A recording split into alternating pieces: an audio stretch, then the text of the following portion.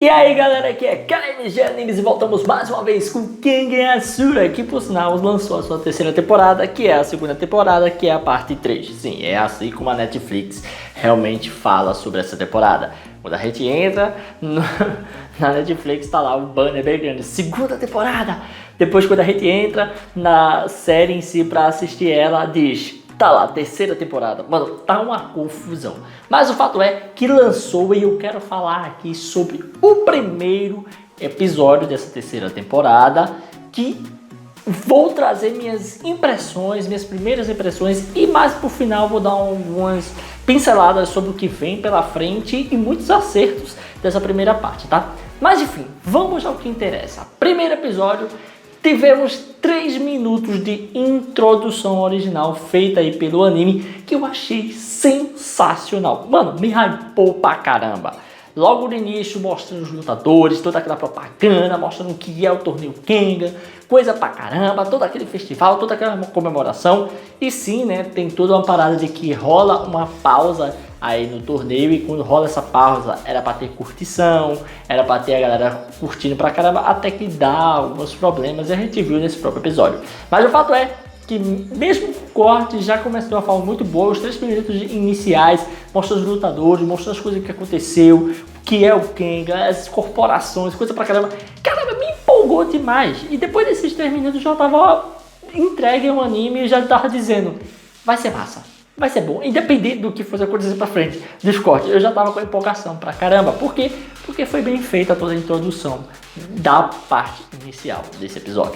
E aí o que acontece é que a gente vai mais a fundo no episódio em si, e a gente acaba vendo que sim, é uma parte bem dramática. Porque o Oma tá bem ferido, o próprio Yamashita, por mais que esteja bêbado ali, ele fica sempre dizendo que é culpa dele, que ele tá machucando o Oma, e ele trata o Oma como se fosse um filho, e ele é o pai que o Oma nunca teve, pelo menos entre aspas, né, porque teve o Nico, né, mas enfim, o fato é que a gente acaba vendo que chega o pessoal, chega até mesmo a secretária do Yamashita, começa a conversar, diz que tá preocupada com o Oma, e rola aquele meio climinha. Daqui a pouco chega aí o Lihito também, pra poder dar em cima da mina, aí vai rolando piada e tal. Depois chega a Carla, né? A Carla é um problema nessa obra porque só tem promessas e mentiras do autor e ela nunca é usada pra nada. Então quando eu vejo ela eu fico empolgado, gosto da personagem, mas eu sei que ela é inútil na obra por simplesmente questões do autor em si, que ele não gosta de usar mulher pra nada nessa obra. Enfim, infelizmente, né? Mas o fato é que a gente vê que rola lá as brincadeiras, né? Porque ela fica dando em cima do Oma direto, a turma fica dizendo, mas isso aí é errado, mano, tem 16 anos, tá errado. Só que não tá, né? Porque pela lei dá pra rolar as coisas assim, desde que tenha consentimento dos pais. Só que aí a gente sabe muito bem que o bisavô dela não gosta dessa ideia, então tá lascado o Oma, velho. Enfim.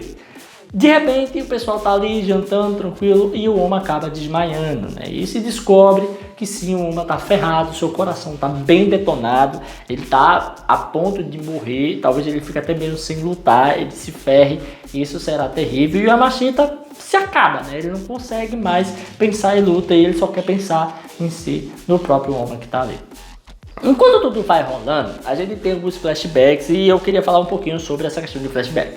Porque a gente sabe muito bem que em Kengan tem algumas formas de visual. A gente tem o CGI, tem o 2D, tem o rascunho e tem o 2D colorido bonitão lá, que é como se fosse um mangá colorido. Então são 4 formas de animações que tem em Kengan. Eu me acostumei com essa ideia, tá? Mas eu sempre acho isso meio confuso, porque conforme você vai assistindo, e quem é novo quando assiste essa série, ou pelo menos quem não consegue se habituar com vários visuais, é estranho, cara. Uma hora tu tá de um jeito, outra hora tá de outro, mas pelo menos uma coisa que fica legal é que o 2D e o CGI, eles são muito parecidos. Então quando usa momentos de conversa lá, que não é luta em si, não precisa estar usando o 3D, ou pelo menos deu tempo para eles fazerem 2D, não é uma discrepância tão grande do CGI. Então pra mim tá bem legal, né? E também a gente vê, né, também um pouquinho dessas outras artes aí, e todas elas são bem bonitas, são bem legais. Não tem nenhuma falha de uma arte para outra, tá? Todas elas são boas, são artisticamente falando, são bem criativas, são bem legais. Então, prato cheio, né?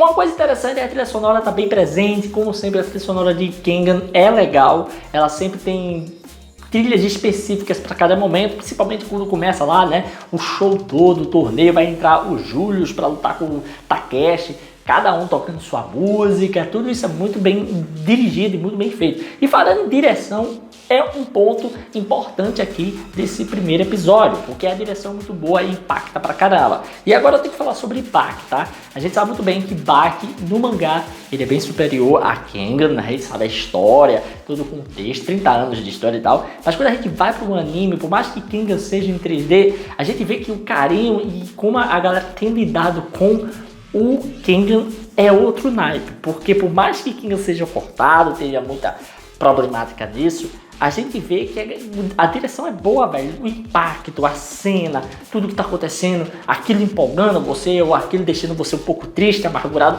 Isso acontece de fato aqui em Kengan. Lá em Baki você não sentiu impacto nenhum. A gente teve a luta de Baki versus Yujiro e simplesmente não parecia ser uma luta épica. Parecia uma luta comum qualquer, uma luta tranquila.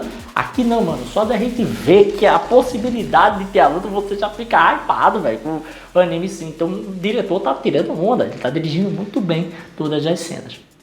A gente teve aí um momento, né, que se mostrou um pouco sobre o passado de Oma, que Oma sofria pra caramba, que ele teve ali problemas na sua infância, né, ele vivia abandonado no meio do nada, e o Nico apareceu pra ele e começou a chamar ele pra lutar de uma forma correta e não como um selvagem, né? Como ele estava vivendo ali no meio do gigante e tal. No mangá tem mais coisas, tem mais explicação, aquilo é bem resumido, foi cortado, mas no cerne pelo menos botava as cenas onde eles vão se conhecendo, que pelo menos não toraram, cortaram tudo, né? Que é o ideal.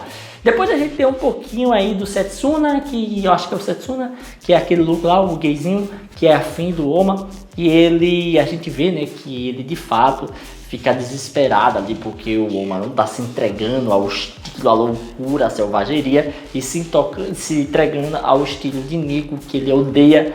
Mas aí depois a gente vê que ele fica se pegando ali, né, imaginando coisa. Tem muito mais coisa com relação a isso, no mangá cortaram muita coisa. Também tem até mesmo um flashback que mostra como o Setsuna ele se tornou homossexual e por que disso é mais um desequilíbrio da cabeça dele, não é por opção que ele teve, a opção quero ser gay, não foi isso, foi mais um trauma que gerou essa mudança de comportamento dele, mas muitas coisas cortadas, novamente, né, o desenvolvimento de personagem é o que mais falta em Kengan Ashura, mas o anime empolgante pra caramba, como eu tô falando, ele já acerta na direção, na empolgação.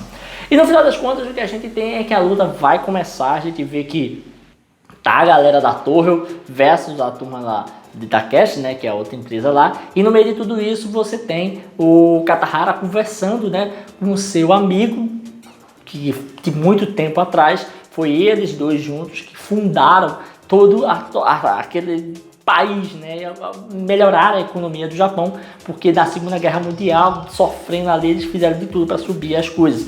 Inclusive, tem mais história, tem mais conteúdo que foi cortado. Eu tinha narrado tudo isso, mas o detentor do direito autorais não quer que você veja, então não tenho nem como trazer e mostrar muitas cenas aqui. A luta está para começar e, cara, eu tô bem empolgado para ver o que vai acontecer, como vai ser a luta. E aí, conforme o tempo passa, eu vou trazendo mais coisas aqui pro canal. Eu espero trazer 3 vídeos de hoje contando com esse. Se não der, eu trago mais outro ainda hoje. Beleza? Valeu, falou, fui!